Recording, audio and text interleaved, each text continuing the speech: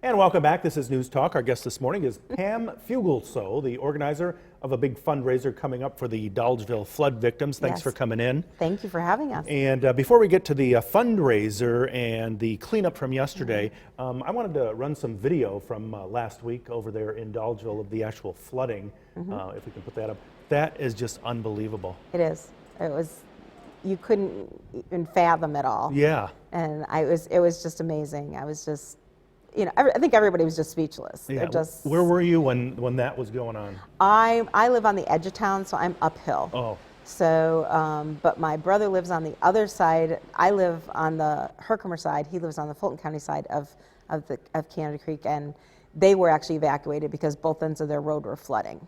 And everyone talks about the West Canada Creek for so many years. Yes. Haven't heard too much about the East Canada Creek, but we heard a lot about it this past week. Definitely, definitely. As many people have said, I have a friend who lives right on the creek, and he said the whole, channel of the creek has changed completely from what it was before the floods. And as we saw Brent's story earlier, the National Guard came in and sort of shored up that one section along North Main Street. Yes. And they're coming back. Yes, they're coming back, and then it's my understanding from the Deputy Mayor, Bill Reynolds, that at some point too, the Army Corps of Engineers will be in, and then they'll probably even reinforce it more with cement and beams, steel beams and things. But that section, I guess the mayor was saying that has eroded over the years, so so when it came, it really came right through. Yes, yep. In 2006, when they had the flood, it started it then, and everything on the south side of the bridge has been rebuilt, but the north side had kind of been left. Wow. So. And you were out there yesterday for the big cleanup. We do have some video of that as well. That was pretty powerful to see how many people came out. Yes, very, very much. I think our mayor, Mary Poznowski, was very taken back by all the people. They just kept coming and coming. Yeah, and one of the gentlemen that was in the story that we did came all the way from Albany because the church out there had heard about the need. That's so wonderful. The outpouring of support has been absolutely phenomenal. And have you talked with many of the flood victims yourself?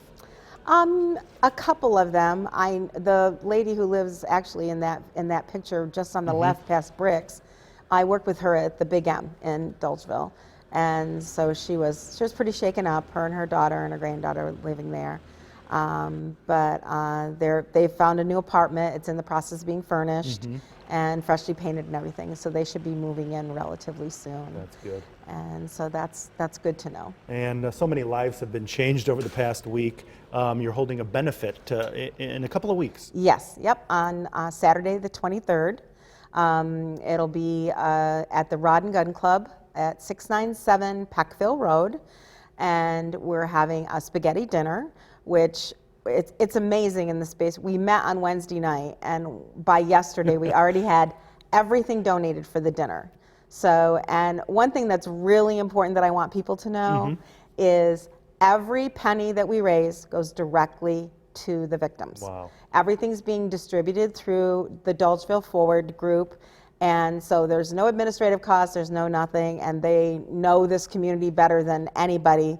So this is the thing I think is most exciting about everything that we're going to do. I think it's going to be one of the biggest basket raffles I've ever seen in my life, and then I'm hoping to get some bigger items, possibly some pellets of wood pellets, a flat of wood pellets, and some wood, cords of wood, possibly some dented appliances and scratch and dents from Lowe's or Home Depot, some things like that to just try to beef up those funds a little bit. Beautiful. So. And if there are folks out there who are saying, you know what, I have something that might be able to help you out, what should they do?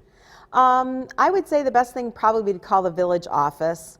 Tammy there can, take your information and she'll get it to the right person, because we have several people. I'm not organizing the whole fundraiser. I'm primarily looking at businesses for gift cards and donations, and then other people are making baskets.